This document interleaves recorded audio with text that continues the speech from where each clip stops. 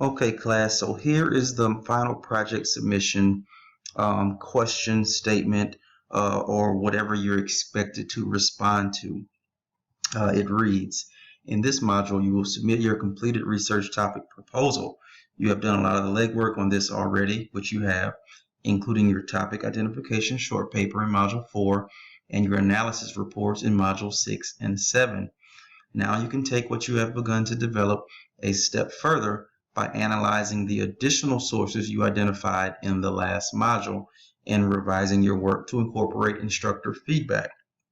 As you work on analyzing your second source, you can use your first source analysis as a template to guide you. You will also develop a comprehensive conclusion that encompasses the major themes and gaps you have discovered. It will also include your own unique argument stance based on all the information you have uncovered. Now, my thoughts are that the easiest way to complete this assignment is to take it step by step and follow a template. Now, this is not mandatory, but this is just the easiest way I've seen for students to do well on this project. So the next thing you'll see is the template that I provided for you. Okay, class. Now here, I think is a great way to ensure you cover everything for the final project. So basically, I'll just simply read through the topics real quick. You have introduction of your topic. You have the relevance. You have the analysis where you find the research question within the two articles. You have the methodology right here where you say it wasn't either qualitative or quantitative. You have an analysis of the results where you simply go through, and I'm going to explain in further detail. You're going to go through and talk about the results of each of your articles. You have the same for the conclusions, highlight the conclusions of each article, and then this is where you're going to talk about the major themes that you've seen throughout both articles. You're going to talk about some gaps in the literature, gaps found in the first article and second article, and then your argument for your first and second article. So as I scroll up here back to the top, as the question stated, you've performed most of the legwork already. So if you already provided a solid introduction and a solid relevance section in the previous analysis, all you have to do is simply copy and paste that over to this assignment. There's no need to reintroduce your topic or reintroduce why this topic is relevant. If you already have that information and I gave you good feedback on it, all you have to do is copy and paste it over. It's very simple. So there's no need to recreate anything if I gave you good feedback in previous modules or previous analysis on your introduction and on your relevance. Okay, so no need to redo it, just copy and paste it over. All right, as I scroll down, I'm sorry I went a little far. The next thing we're going to look at is the analysis of the research question. Now, my advice would be to go do the first article analysis for the research question and then do the second article analyze for the research questions. So remember, for the first article, you've already completed this.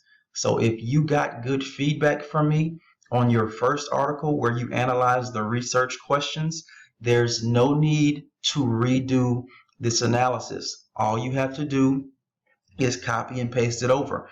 There may be a few corrections that you need to make, but this should not be a lot of work. You already have the legwork done, so you shouldn't be completing an entirely new analysis of the research questions for your first article. Now, for your second article, you haven't done this yet for the second article. So basically, you're using the first article as a template to help you analyze the research questions in your second article. And my advice would simply be to highlight a section that says analysis of research questions, do your first article, then do your second article. Okay?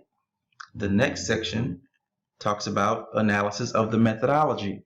Same thing as the first section. You've already done this for your first article. If I gave you good feedback, if there are no mistakes, there may be some minor changes you need to make, but for the most part, you may be able to simply copy and paste it over to this final project. No need to recreate the wheel. If it was good for the research analysis back in Module 4, Module 6, it's good for now. So don't change anything. If you need to change something, please do. But if I gave you solid feedback, you can simply copy and paste that over. Now, the second article, just as I stated in the first section on research questions, the second article, you have not done this yet. So you'll use the first article as a template again to help you through this process. All right. Scrolling down a little more, analysis of the results. Same thing. I don't want to become a record, but it's the same thing. You've already done this for your first article. Copy and paste it over or make some changes that you need to make, but this is already done for the first article. There shouldn't be any changes you have to do there. Bring it over. Second article here, you have to complete this for the second article. So use the first as a template. Analysis of conclusions, same thing. This was already done for the first article. Please view my feedback, see if you need to make any changes. If you need to make changes, do so, and then copy and paste it over into this final document. Scrolling down, major themes, same thing. All right, major themes that you found within the articles. Do that for your first one, copy and paste over. If you don't need to make any changes, don't. If you do, make the changes. Second article, use the first as a template. Scrolling down a little bit further, gaps in the literature. Now, I don't think you've done this one for your first article just yet, but here you're simply highlighting limitations, gaps that you think need to be filled. You do this for your first article and second article. I think it's just easiest to do it all in one setting under that heading, under the gaps in literature heading. Same thing for the argument.